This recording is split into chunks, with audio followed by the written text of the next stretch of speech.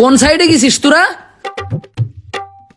হ্যাঁ, আমরা যে হোটেলে উঠেছি ওই হোটেলের সামনে বরাবর এখানে আয়, এখানে আয়। আচ্ছা আমি বসলাম, তুই আয়। ঠিক আছে ভাই, ভাড়া নেবেন? কি ভাড়া নেব? এই বেঞ্চ এখানে বসলে এবার ভাড়া দিতে আয়? এনে বসলি ভাড়া দিতে হয় না? এনে কি মাগ না ফেলাই রাখিস নাকি? কত ভাড়া? 2000 ঘন্টা প্রতি 2000।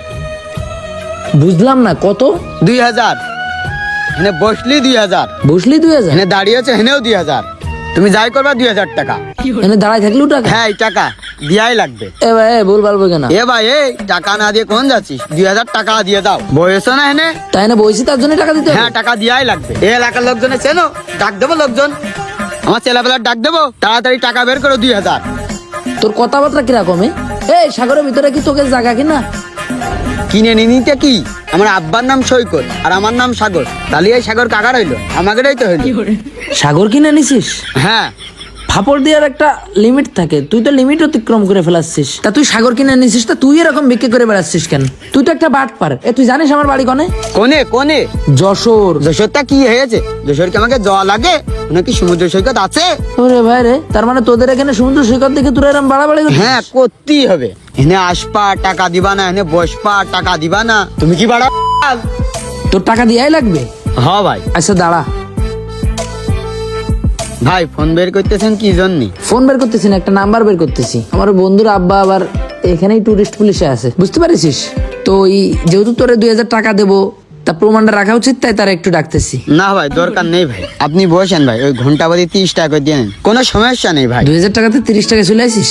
ভাই সমস্যা নেই, আপনি 30 টাকা করে দিয়ে নেন। আমার ভুল হয়ে গেছে ভাই। এই তোর ভুল হয়েছে কি জন্য? হ্যাঁ, তোর ভুল হয়েছে কি জন্য? ফকিন্নি শেষতলা, তোদের উন্নতি কোনোদিনও হবে না। তোদের উন্নতি ভাই। হবে কোনতে? তোরা তো করিস ভাই। বাটপারি, তোরা তো খাস হারাম, তোরা মানুষ পেলে এরকম করিস কেন? ভাই। তুই বাটপারি করতে আইছিস, তোরে আমি এখনই টুরিস্ট পুলিশের হাতে দেবো। ভাই, আমরা ওই যে অনেকের সাথে বাটপারি করে খাই, আসলে আমরা বুঝতে পারিনি আপনি এত সচেতন মানুষ। ভাই আপনি এখানে যে বসেন ভাই। ভাই আমি আপনারা আসলে চিনতে পারিনি, আপনি চলেন এখানে যে বসেন ভাই, বসেন ভাই, আপনি এখানে বসেন।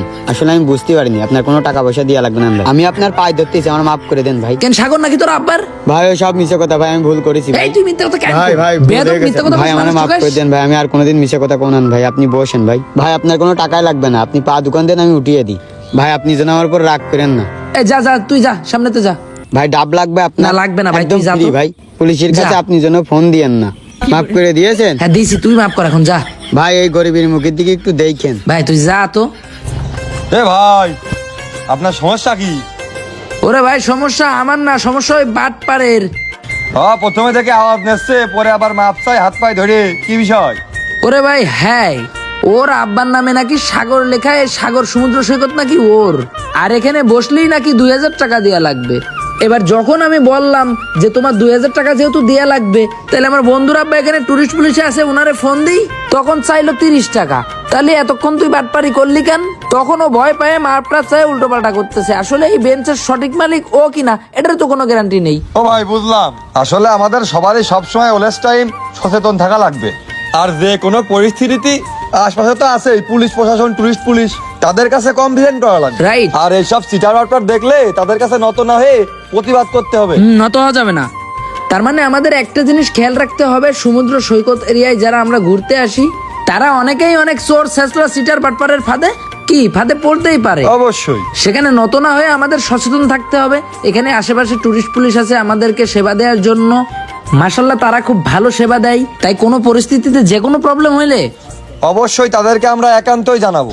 তাদের তো হটলাইন নাম্বারও আছে, কল দিলে তারা সবসময় অ্যাক্টিভ।